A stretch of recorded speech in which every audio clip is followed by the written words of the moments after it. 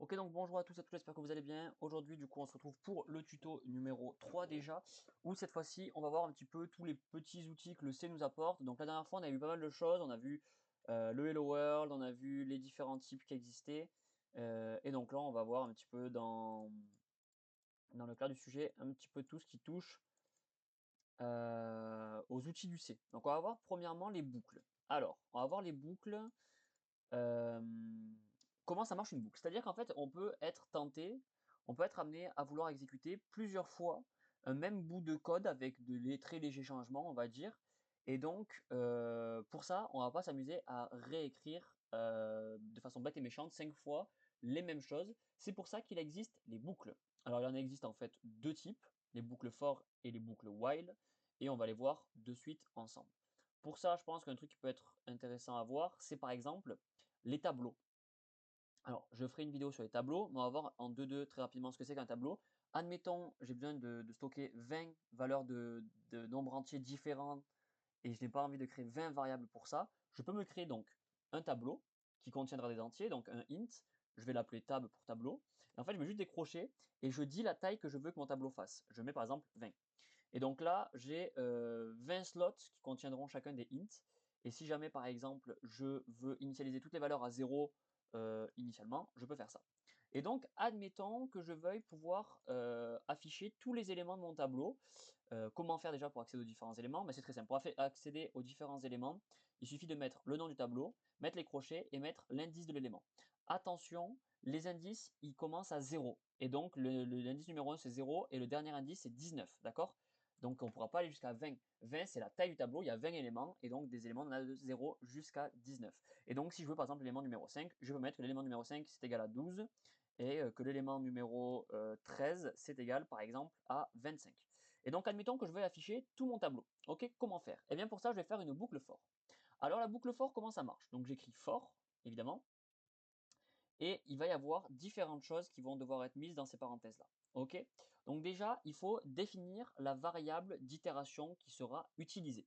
Donc on peut la déclarer dans la boucle for. Je peux faire int i égale à 0, ou alors je peux avoir un i qui est extérieur à ma boucle for. Alors je l'appelle i parce que c'est très souvent le nom utilisé. Je peux très bien avoir une valeur i ici, et donc mettre for i et continuer. Ok. Je peux aussi changer sa valeur, for i égale 12. Et donc très souvent, enfin moi j'aime bien en tout cas initialiser ma variable dans la boucle for. Qu'est-ce qui se passe en fait, vu que je l'initialise dans ma boucle for, il faut faire attention, ma variable i n'appartiendra en fait uniquement à ma boucle for. Je ne pourrai pas utiliser i en dehors de ma boucle for parce que je l'ai déclaré dans ma boucle for. Donc je peux faire int i égale à 0 et je vais dire tant que i est strictement inférieur à la taille de mon tableau. D'ailleurs, pour un truc comme une taille, on peut utiliser un define size, voilà, on va dire. Et donc, on veut par exemple une taille de 20. Et donc, en fait, ici, je peux mettre size. Hop là. Pas size t, non. Alors, size. Hop là. Alors, ça, c'est un petit peu comme je vous expliquais. Vous voyez, j'utilise une commande pour le précompilateur, parce que c'est précédé d'un dièse. Et donc, define, ça veut dire qu'il va définir la valeur size comme étant 20. Ça veut dire qu'avant de compiler, notre programme, qu'est-ce qu'il va faire? Il va chercher tous les endroits où il y a marqué size et il va le remplacer par 20, enfin par la valeur ici. Donc en fait, il fait un CTRL H si vous voulez, il cherche size et il dit partout où il y a size, je mets 20. Ok, voilà, c'est tout simplement ce qu'il fait. Continuons. Donc je veux que mon tableau il aille de i égale à 0 et je veux qu'il se fasse tant que i est strictement inférieur. Ça c'est c'est le signe strictement inférieur. Si je voulais faire un inférieur ou égal, je mettrais égal ici. Donc tant que c'est inférieur à size, donc ça veut dire que i, il va partir de 0 et aller du coup jusqu'à 19, parce que quand il sera égal à 20, il sera plus strictement inférieur, il sera égal. Donc du coup, ce qui est pratique, c'est que vous voyez que i, il va démarrer à l'indice 0, qui est le premier élément, jusqu'à l'indice 19, qui est le dernier élément. Et ici, je vais dire comment est-ce que je veux que i évolue à chaque itération. Et je veux que i, à chaque fois, il fasse plus plus. Alors ça veut dire quoi, i plus plus? Je vais vous le montrer. I plus plus, ça équivaut à dire i plus égale 1. Ok, mais ça veut dire quoi? I plus égale 1, ça fait quoi? Ça veut dire i égale à i plus 1. Ça veut dire que la nouvelle valeur de i ici sera égale à sa valeur d'avant, à laquelle j'ai ajouté 1. Ok, donc i plus plus, ça veut explicitement dire ça.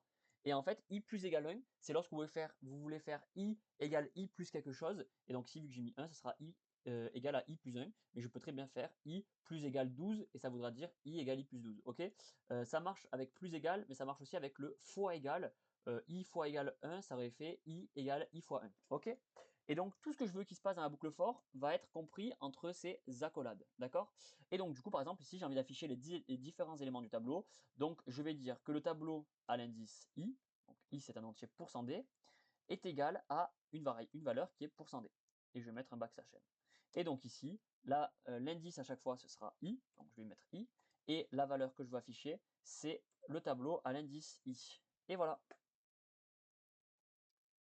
Et donc ici, si je lance le programme, vous voyez que ça m'affiche le tableau, donc de l'élément 0 jusqu'à l'élément 19, ce qui fait bien 20 éléments. Et vous voyez que l'élément numéro 5 est égal à 12, parce que c'est ce qu'on a fait ici, et l'élément numéro 13, donc celui-ci, est égal à 25, parce que c'est ce qu'on a fait ici. Donc voilà comment marche la boucle for. Ok?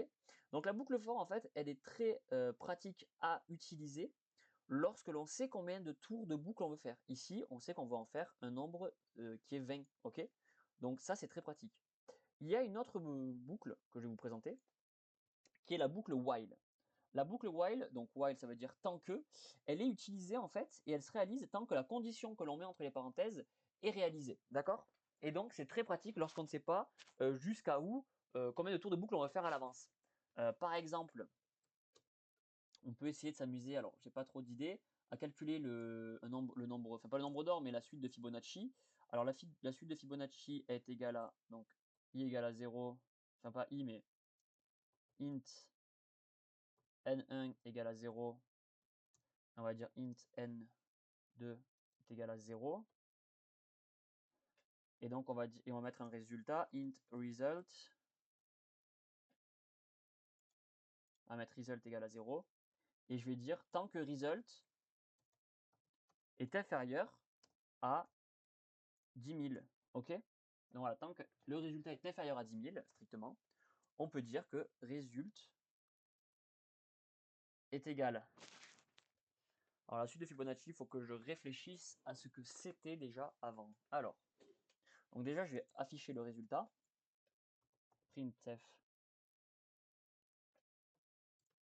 %d, alors %d result. Alors la suite de Fibonacci, si je dis pas de bêtises, parce que ça fait longtemps, donc ça fait 0, 0, 1, 2, 3, etc., etc. Donc on commence avec n1 à 0 et n2 à 1. Et donc, result, ça va être égal à lui-même plus n1.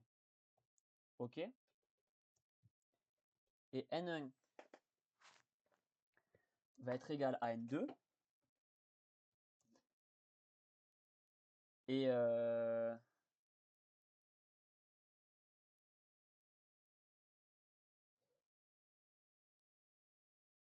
n2, ça va être égal à quoi?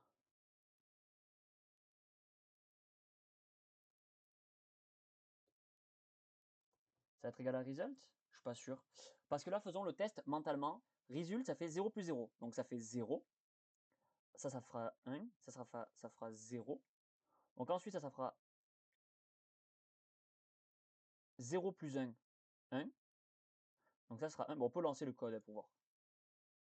Voilà. Donc vous voyez qu'on a fait. Oui, non. Donc on a. Oui.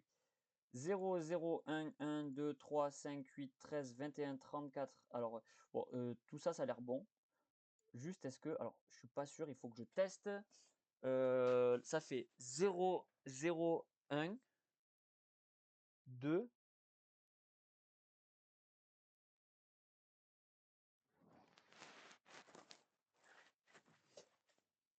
Enfin bref, le projet n'est pas de faire la suite de Fibonacci, parce qu'en plus là je ne me rappelle plus. Bon, je pense que les valeurs ici, en tout cas 0, 0, 1, 2, 3, 5, 8, 13 semblent bonnes. Juste que je ne crois pas qu'il y ait 2 fois 1 au début. Donc bon, après voilà, le plan n'est pas ça, le plan est juste de voir que ici euh, on a, euh, on a une boucle, on ne savait pas combien de tours elle allait faire, juste on ne voulait pas avoir une certaine valeur pour résulte. Admettons que je ne définisse pas résulte au début, ok? Du coup, il aura une valeur un peu aléatoire et je ne sais pas est-ce que je vais rentrer dans la boucle parce qu'au début, résulte a une valeur complètement arbitraire. Je peux utiliser un do while, ça s'appelle. Le do while, alors c'est exactement pareil qu'un while. simplement que le do while rentre obligatoirement une première fois dans la boucle, même si result est égal à, je ne sais pas, par exemple, admettons que result, bon, je peux pas parce que il faudrait jouer un truc. Donc d'ailleurs, j'ai envie de tester, alors il faut que je me connecte à internet juste pour pouvoir tester ça. Je suis pas connecté. Ok, je suis connecté. Je vais chercher la suite de Fibonacci pour checker et m'assurer que ce soit ça, parce que ça me perturbe. Donc suite de Fibonacci, ça fait longtemps que je l'ai pas l'ai pas vu. Donc quels sont les 13 premiers chiffres? 0, 1, 1, 2, 3. Ah oui, non, donc oui, non, c'était bon ce que j'ai fait, juste qu'il n'y a pas 2 fois 0. Donc en fait, le printf, il faut pas le faire ici, il faut le faire à la fin. Ok. Et donc là, ah non, j'ai quand même 0, 0. Euh,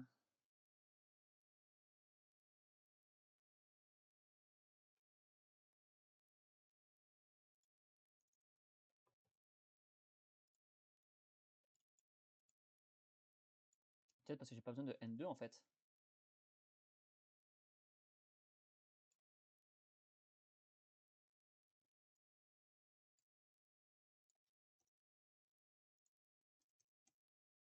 Admettons, j'essaye parce que je suis plus sûr. Ah mince.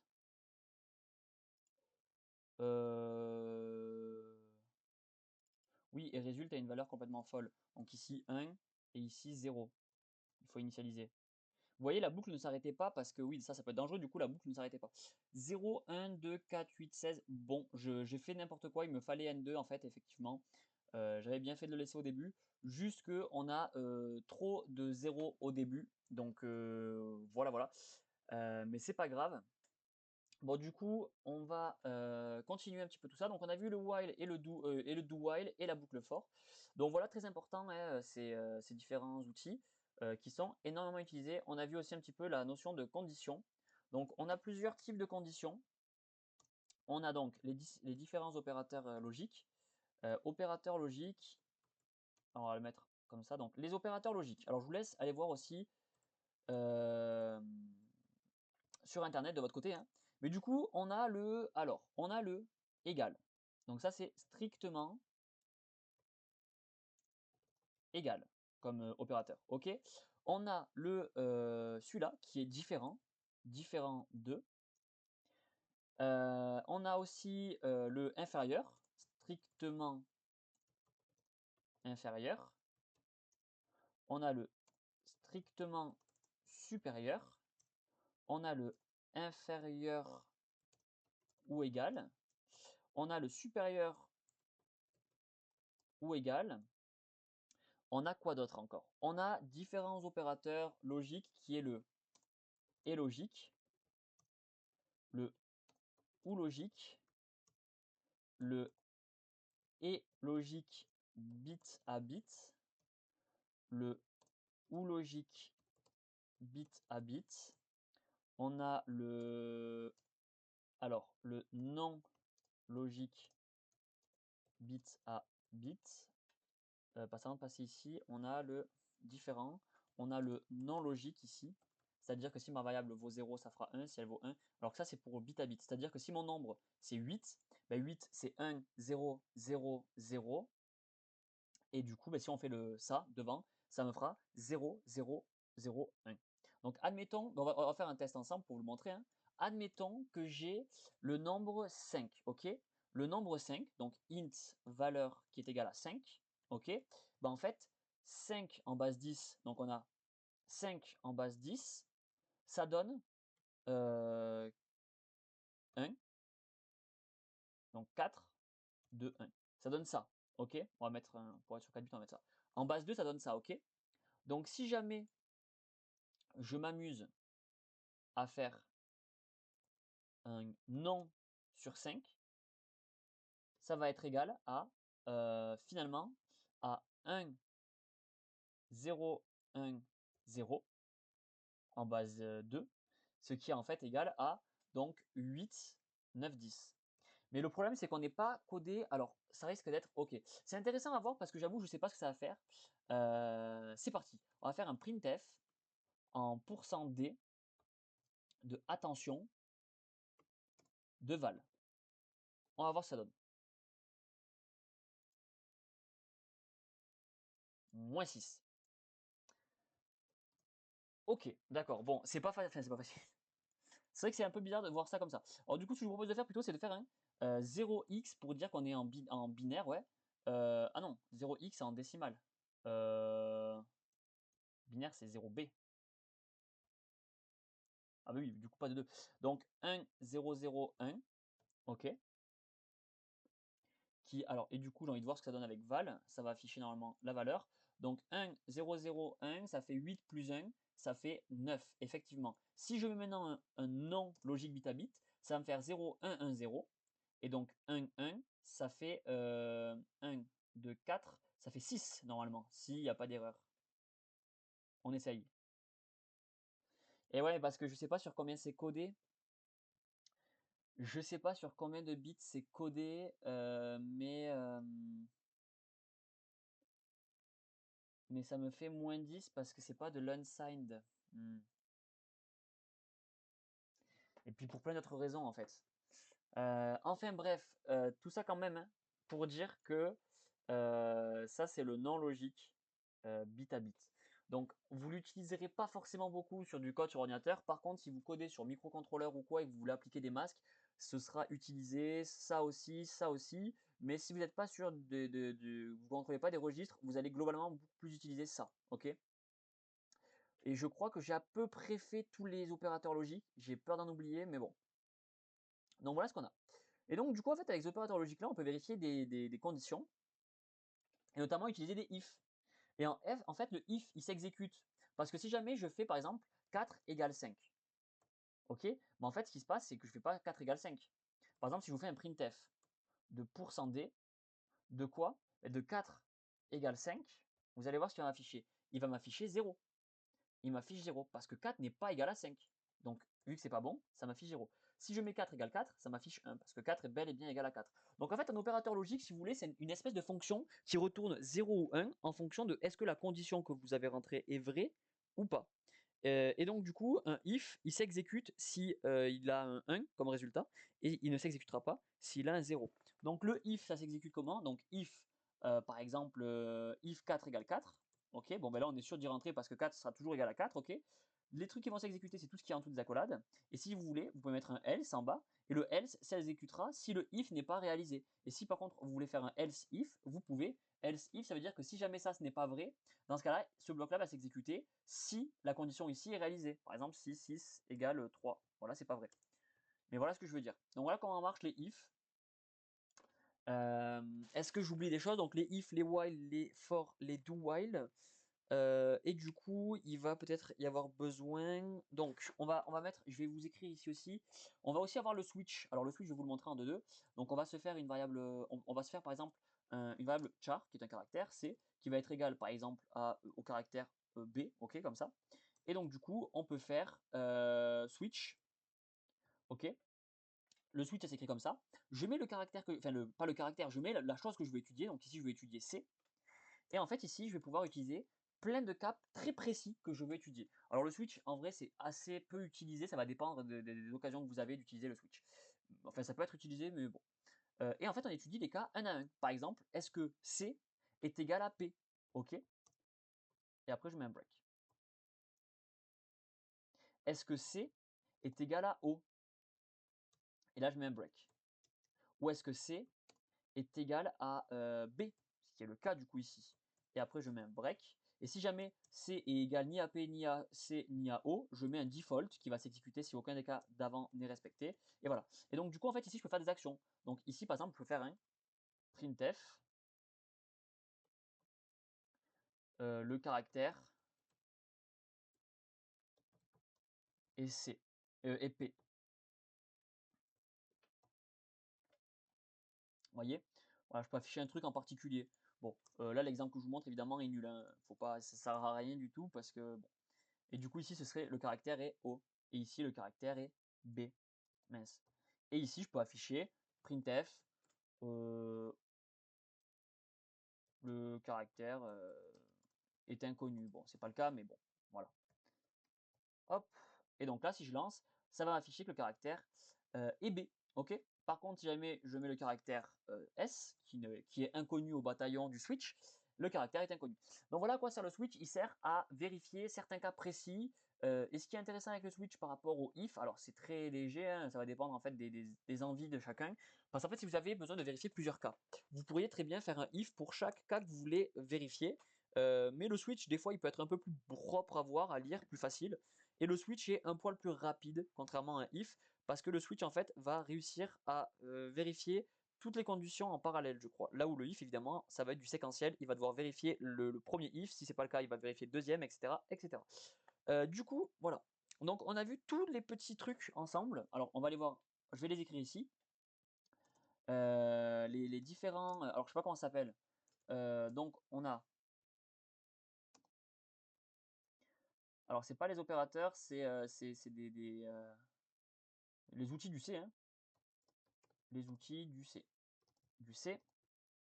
On a la boucle for, qui est utilisée pour faire une boucle quand on sait à l'avance le nombre de tours que l'on veut faire. Ok. On a, alors je vais mettre un petit tiret devant, hop. On a la boucle while, on a vu, donc la boucle while qui est utilisée pour exécuter un bout de code tant qu'une condition spécifique n'est pas respectée, tant qu'une condition spécifique est respectée.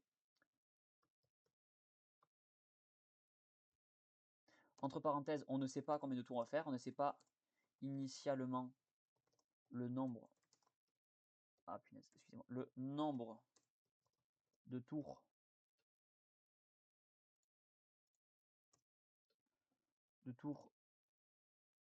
que l'on veut faire.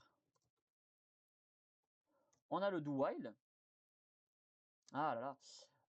Le do while utilisé, qui est un while où on rentre obligatoirement